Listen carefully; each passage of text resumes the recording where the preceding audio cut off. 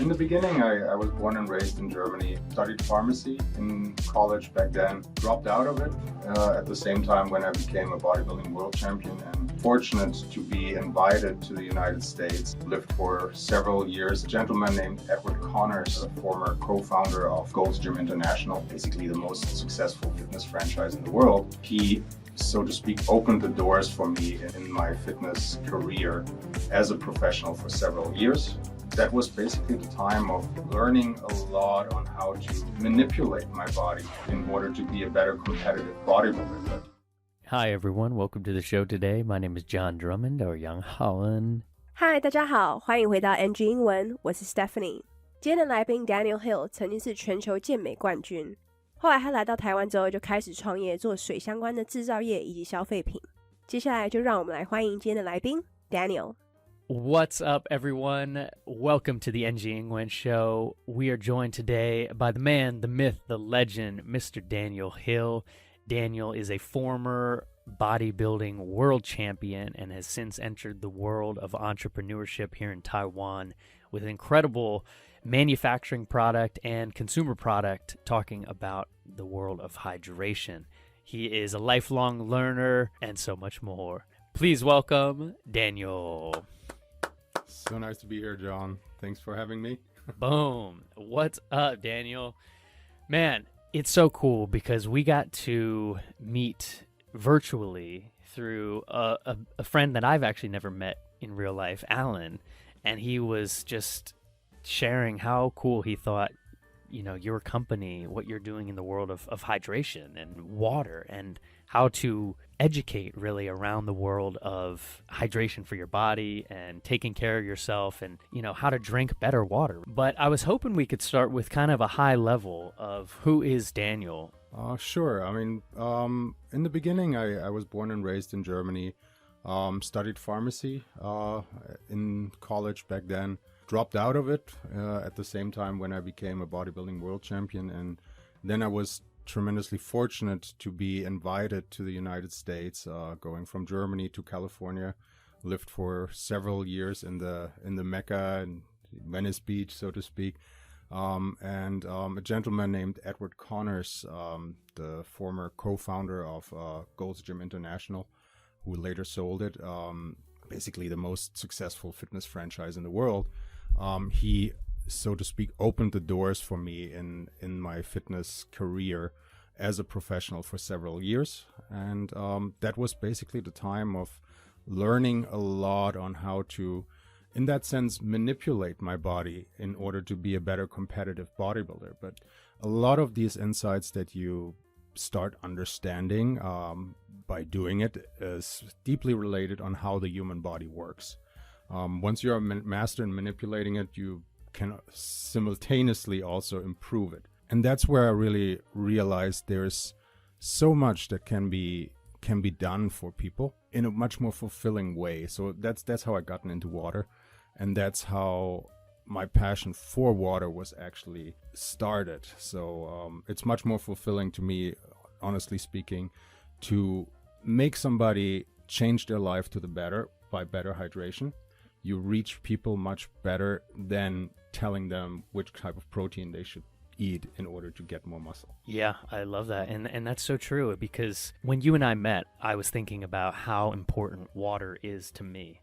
And you said that so beautifully of like, yeah, you know, getting someone to stop drinking alcohol versus like just having a little bit of a healthier life with water consumption, it's a much easier process for someone to take on. Like, oh yeah, I drink water every day. Let me think about that rather than being like feeling judged for drinking alcohol or eating unhealthy, you know. So I love that. It feels like a great entry level position to having a better, healthy life. I really like that thought and the way you described it. It's actually exactly I would say the core idea behind the startup that we're doing, because the way I see is there's many things you can do in your life to get a better lifestyle, change your diet, change your workout routines, reduce stress, reduce alcohol or other bad impact factors. But mostly all of these positive changes require a lot of effort. But the one thing that can be changed is the way you hydrate. And getting into that part, what water actually can truly do, despite just being a fluid that we take in, that actually was the part that fascinated me so much that ultimately ended up bringing me on the journey to even start a company that pursues that avenue. It's a great origin story for your life because it connects so much to your life as a bodybuilder and someone who's so active, and just now looking kind of at first principles and, you know, what's at the heart of all of the things about our life, and it's water. John 是透过一个没有见过的网友介绍才认识 Daniel。那来宾 Daniel 是在德国出生并且成长。他大学的时候是读医药学系，但中途休学是因为他要当一位健美选手。那他很幸运的被邀请到了美国的重训朝圣地加州的威尼斯海滩。那来宾形容重训朝圣地的时候使用了 Mecca 这个字，所以很容易会让人家误会成伊斯兰教当中的圣地城市麦加。那后来遇到了 Go Gym 的创办人，也因此为他带来了职业职涯当中许多重要的机会。那刚刚来宾提到的 Open the doors 并不是实际上的开门动作，而是带来了的意思。那来宾觉得他当时学到很多，例如说怎么操控 manipulate 他的身体。那来宾也认为懂得操控之后就可以同时 simultaneously 让身体进步 improve。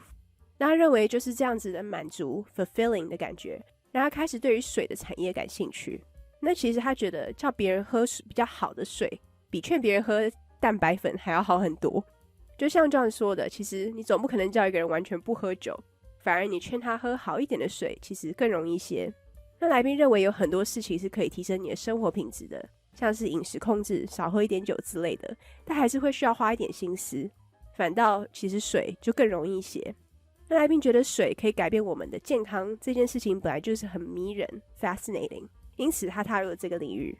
It makes me really curious too, Daniel. You know, why Taiwan? Why Taiwan for your entrepreneurial journey? I love this origin story as well. I would say once there was this awareness of what water can really do, so I experimented a lot with all these available technologies at the time in order to increase hydration, nutrient delivery, and I stumbled across the technology of water ionization back in those days.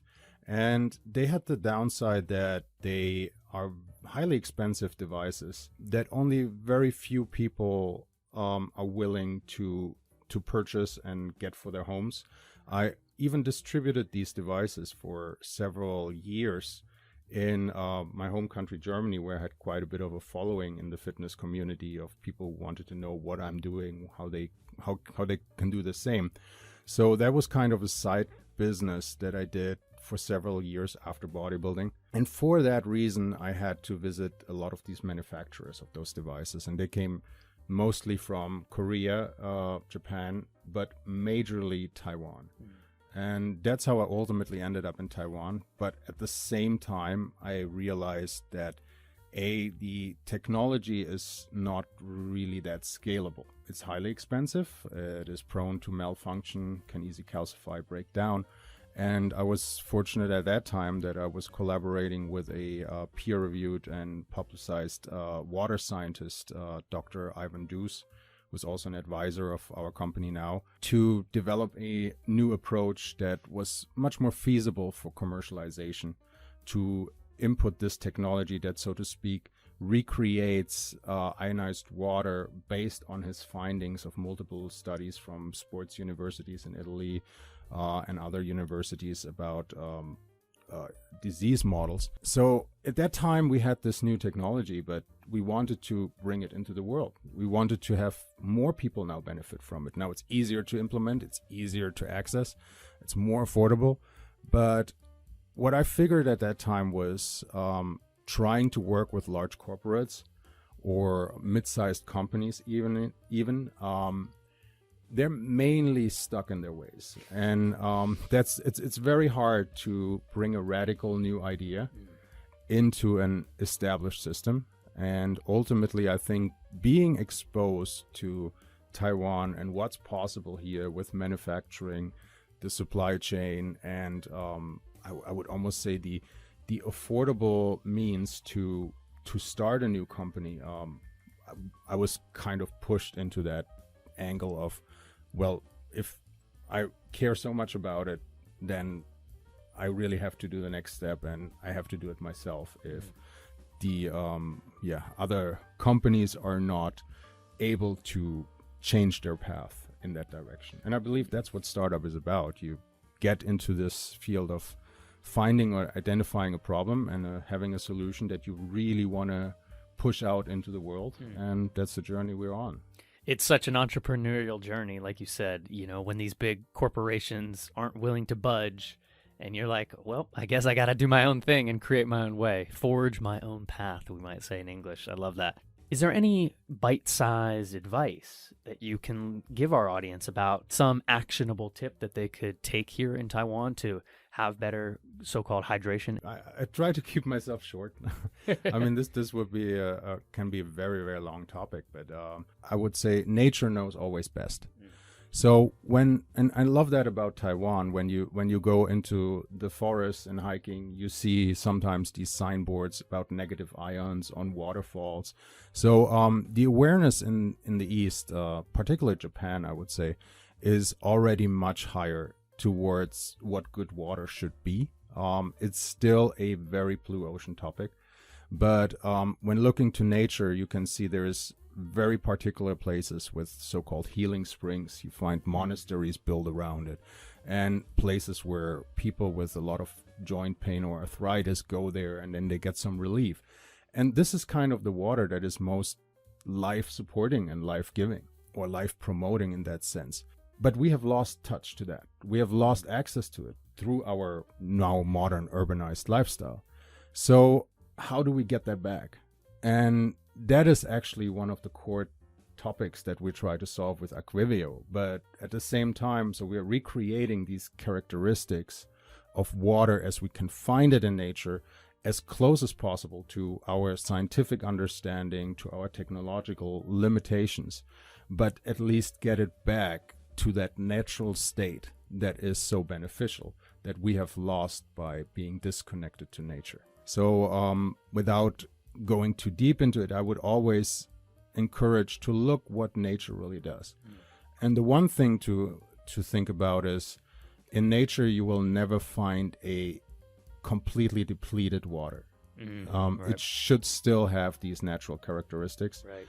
And for anybody who is really interested in the topic of water, I can recommend a great book, which is The Fourth Phase of Water by Dr. Gerald Pollack. It's a phenomenal book, very easy to read, I think, and it's almost like a great story, even explaining the chemistry of water and the behavior of water and what's the reason how life actually can happen.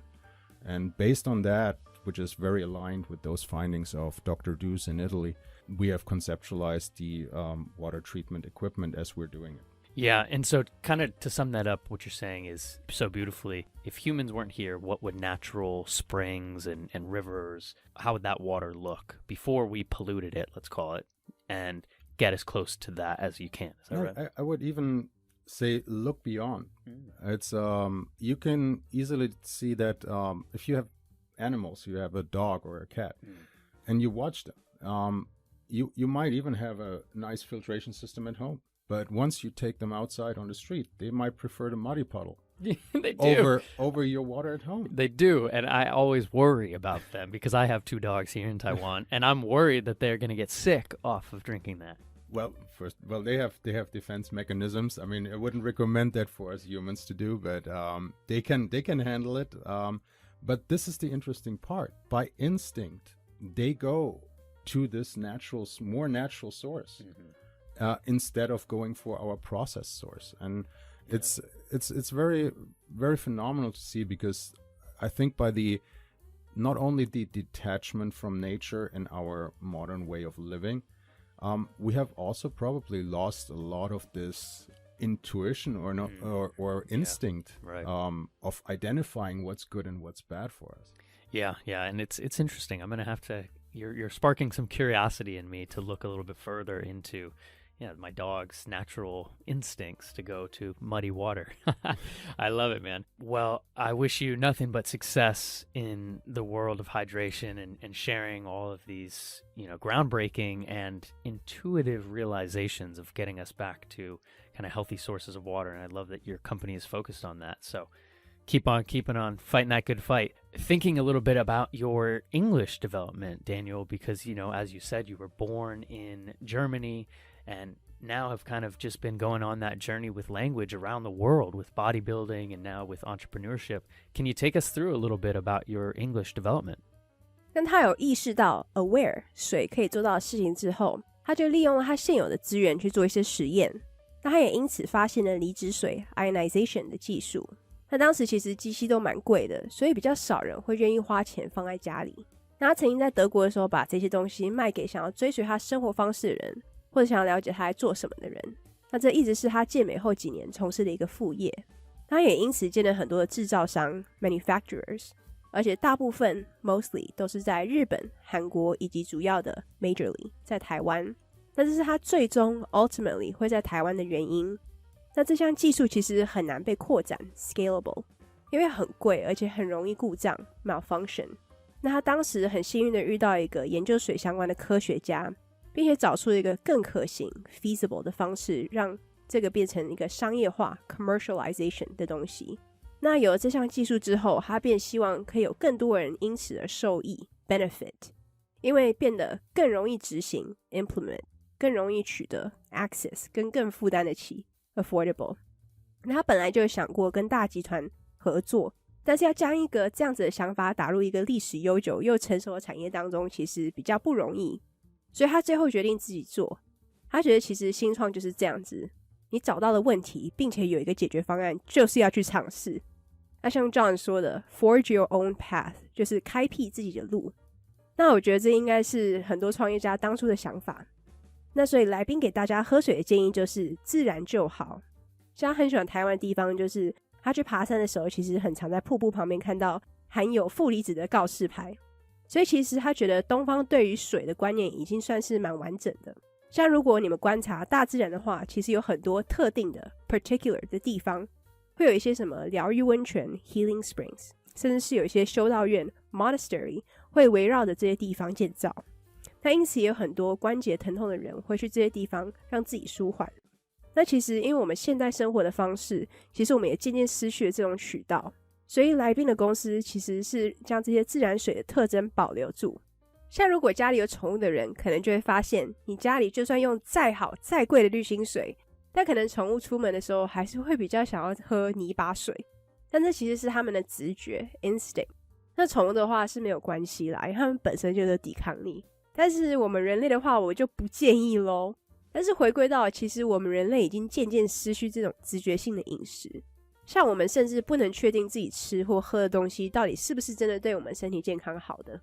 In Germany, I think it's usually the first language everybody is learning in school. For me, it was the second. I was in a old-fashioned school, a humanistic school, so I learned Latin as a first language. Oh, wow. That's cool. But then it was English, and I enjoyed that far more. And both of my parents are or been English teachers, so I think that certainly helped a lot. But at the same time, I think for me, I learned a lot of English already as a child through either video games or trading cards, which helped a lot in that sense. But then I was exposed right away when I was 21 years old to just live in the US. And yeah.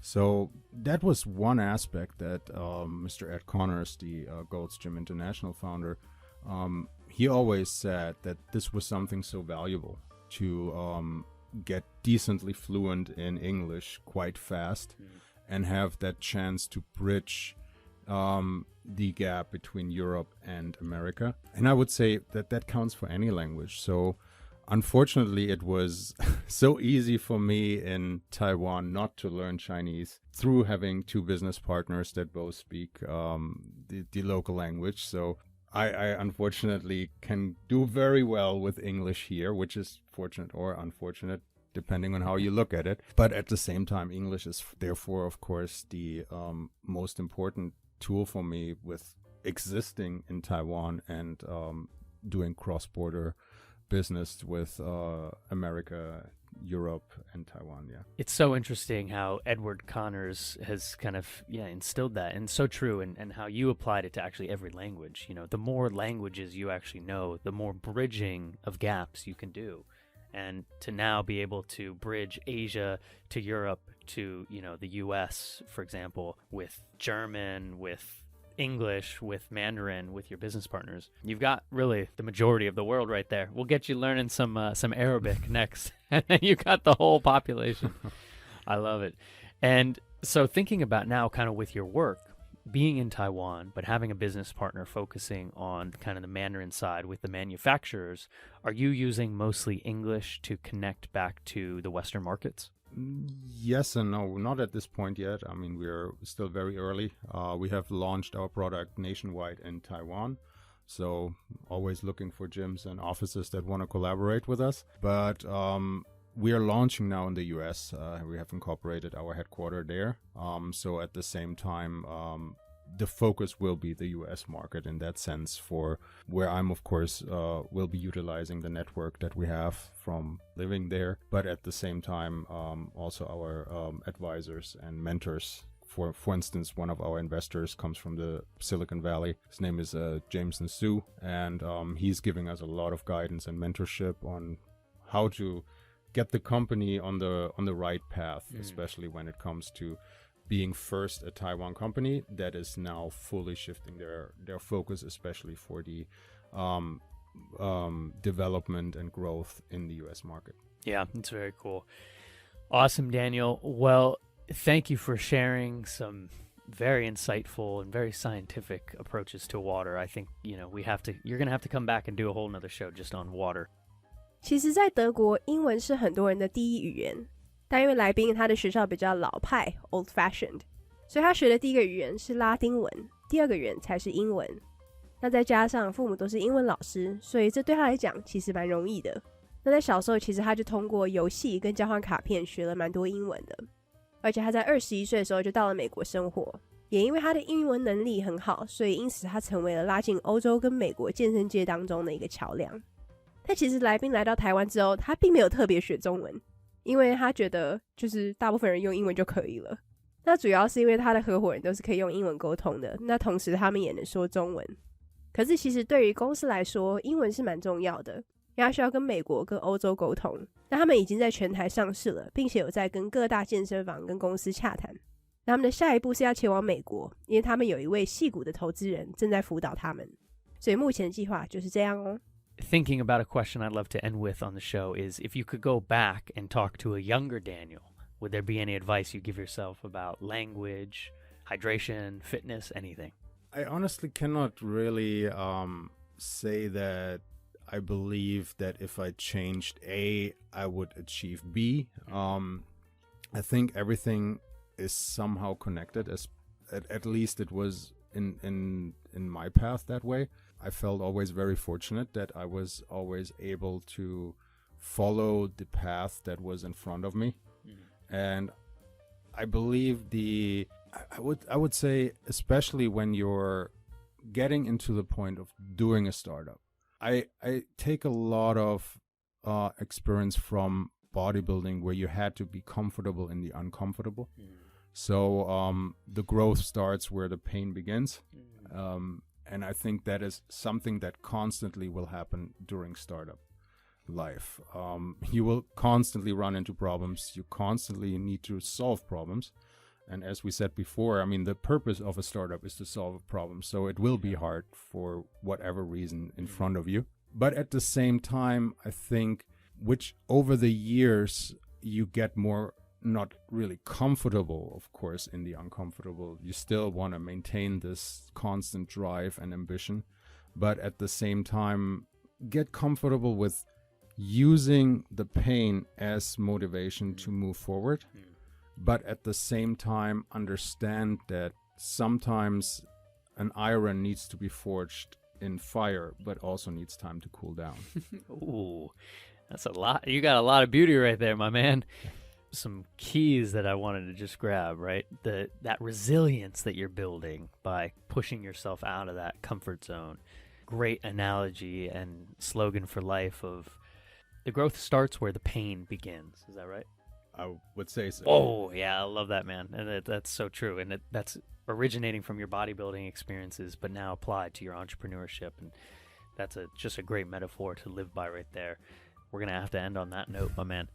那当 John 问来宾会想要给年轻人自己什么建议的时候呢，他就说他认为不是说改变了 A 就能达到 B， 那以他自身的经验来说，他认为所有事情都是相关的。那他也很幸运的可以跟随在他眼前的这条路，尤其在创业的路上，他其实从当中体悟到要在不舒适当中找到舒适。那在成长期是一定会痛的，但这就是创业当中会常常遇到的事情，因为会遇到问题，然后需要去解决问题，也觉得要过一段时间之后就会把这种痛苦当做一种动力前进，但也要能理解有时候需要经历一些考验以及一些时间冷却。那来宾这边是用铁去形容这件事情， Iron needs to be forged in fire, but also needs time to cool down。 那就像 John 说的， The growth starts when the pain begins， 成长就是在疼痛中开始的。那来宾把他在健身当中遇到的一些想法应用在创业上，我觉得真的蛮酷的。大家快点笔记下来吧，想创业的人是不是应该先去健个身啊？好了，那我们就谢谢今天的来宾 Daniel。 Very cool. Well, where can people find more about your life online? Where can they find some of the company's information online? Well, the total focus is, of course, in developing our smart beverage dispensing systems. And you find more about that on www.acquivio.com. That's AQUIVIO.com. It's from Latin. I was going to say, is that Latin? School, so it's like aqua and vio and acquivio combined. Acquivio. Is that how you pronounce it? Acquivio. Yeah. It's so cool. Acquivio from aqua and from... Vio would be like a road or the way. Ah, the way. So, and that's again the story recreating the natural path of the water. Ooh, love it, love it. So many cool things right there. Awesome, Daniel. Well, thank you for joining us on NG Ingwen, and we'll talk to you next time. Bye, everyone. Thanks for joining the show. Don't forget to follow along with Daniel's life and his incredible journey here in Taiwan and the world. Don't forget to like, subscribe, and follow along with all our journeys here at NG Ingwen, and we'll talk to you next time. All right. Bye, everyone. Peace. All right. Well, that is our NG Ingwen show for today. We hope everyone enjoyed listening to that. You can connect with us on Facebook, Instagram, YouTube, and now Spotify. You can search NG Ingwen, or you can search on IG NG English ICRT. And don't forget to tune in every Wednesday morning from 6:30 to 7 and Wednesday night from 9 to 9:30. We'll catch you on the next episode. Bye-bye.